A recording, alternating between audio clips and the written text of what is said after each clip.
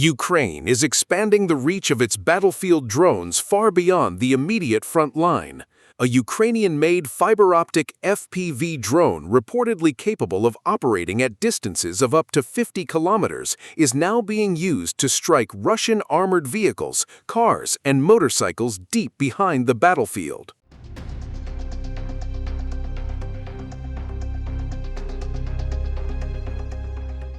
The system, known as the Patashka 1700 50 kilometers, is designed to give Ukrainian drone operators a major advantage when targeting Russian equipment hidden at storage locations or moving along rear-area logistics routes. According to a report by Militarny published on August 2026, Ukrainian drone manufacturer Patashka Drones released combat footage showing the use of the new system against Russian military equipment.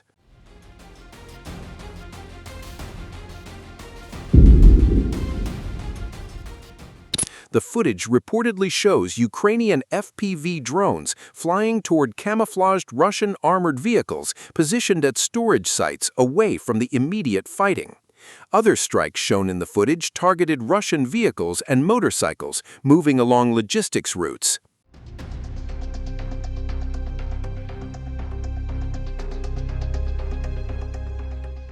The significance of these operations goes beyond the destruction of individual vehicles. They demonstrate how fiber-optic drone technology is changing the geography of the battlefield. Instead of being limited to targets close to the front line, Ukrainian operators are increasingly able to reach locations much farther behind Russian defensive positions.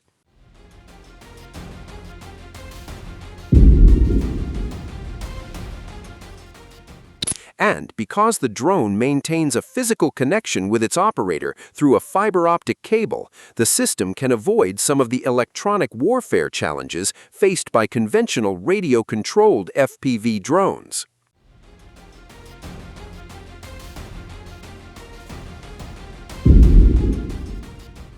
A 50-kilometer connection. The most important feature of the Patashka 1700 50 kilometers is its reported range.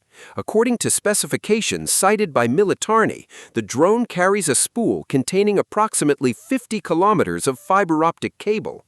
The cable reportedly uses Chinese-made G657.A2 fiber and has a diameter of approximately 0.26 millimeters.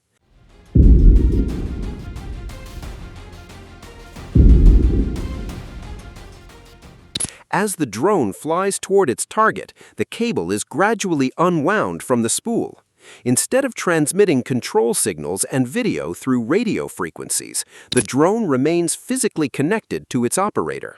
This creates a very different operating environment compared with conventional FPV drones.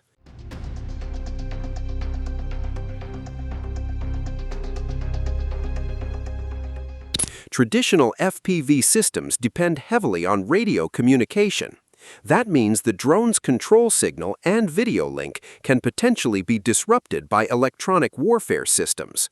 On the modern battlefield in Ukraine, electronic warfare has become one of the most important defenses against unmanned aerial systems.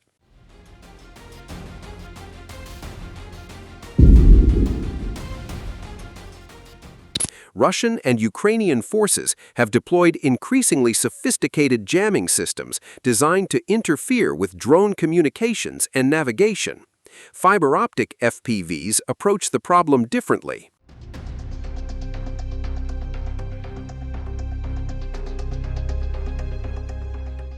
Because the connection between the drone and operator is carried through a physical cable, radio frequency jamming cannot simply interrupt the communication link in the same way it can against a conventional radio-controlled drone.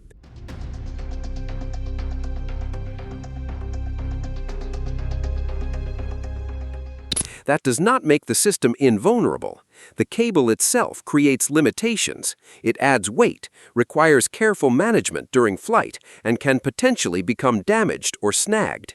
But for missions where electronic warfare is intense, the advantages can be significant.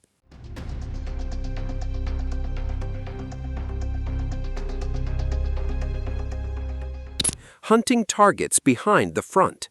The reported combat footage from Patashka drones highlights another important development. The targets are not necessarily tanks or armored vehicles sitting directly on the front line. Some are reportedly located at storage areas farther from active combat.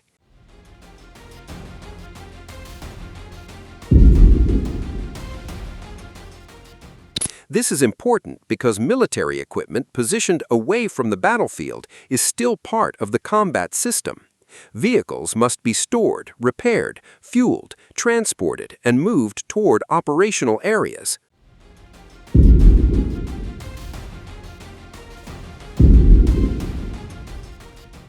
Logistics routes connect these rear positions with frontline units.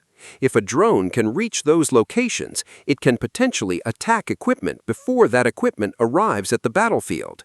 In other words, the drone does not necessarily have to destroy a tank while it is fighting.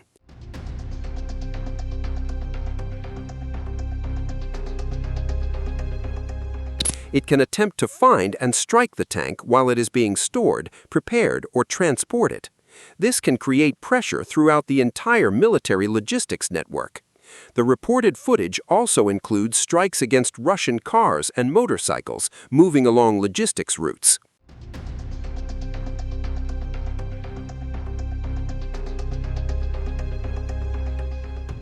These targets may appear smaller than armored vehicles, but they can still play important roles in moving personnel, ammunition, supplies, and equipment. The ability to monitor and strike such movements from greater distances could force military units to change how they organize rear area transportation.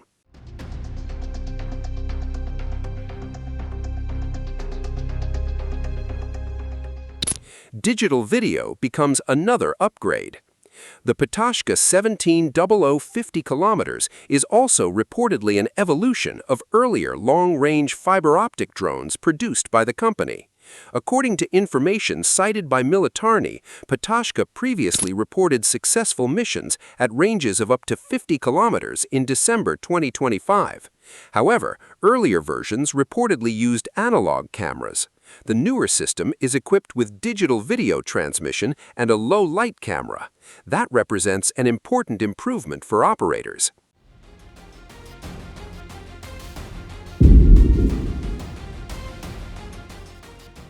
At extreme ranges, identifying the correct target becomes increasingly difficult.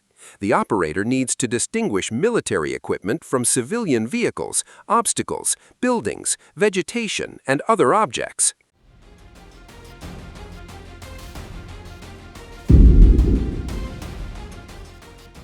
Better video quality can potentially make target identification easier, particularly in difficult lighting conditions. The low-light capability is also important because drone operations do not necessarily stop when daylight disappears. Nighttime and low-light conditions can provide opportunities for both sides to move equipment while attempting to avoid detection.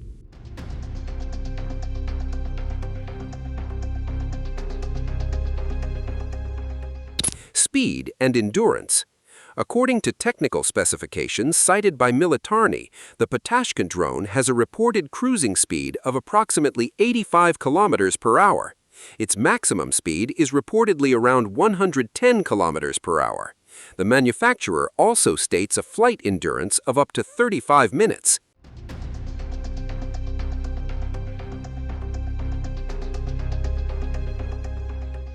These numbers are particularly interesting when combined with the reported 50-kilometer fiber-optic cable.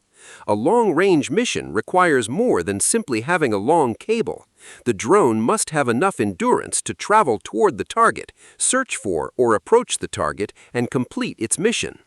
The actual achievable distance in combat can also depend on many factors, including flight path, wind, payload, maneuvering, launch location, and how much time the operator spends searching for a target.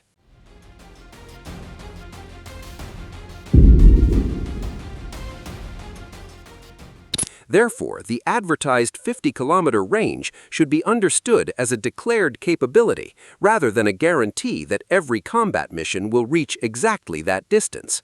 Still, even a fraction of that range can significantly extend the reach of an FPV drone.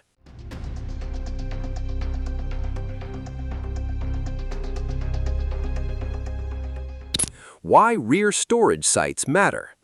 The emergence of long-range fiber-optic FPVs highlights a growing problem for military planners. Rear areas are no longer automatically safe simply because they are tens of kilometers away from the front line. A vehicle parked behind camouflage or inside a rear storage area may still be vulnerable if an attacker can locate it and reach the area with a long-range unmanned system.